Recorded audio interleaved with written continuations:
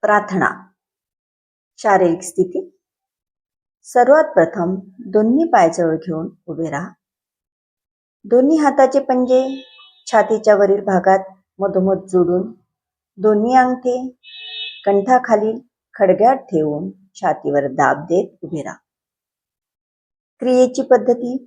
प्रार्थना करताना सर्वात प्रथम आपल्या मनाला बाह्य क्लेशापासून मुक्त करून आपल्या इष्टदेवतेची प्रार्थना किंवा त्यांच्या स्वरूपाचे ध्यान करा.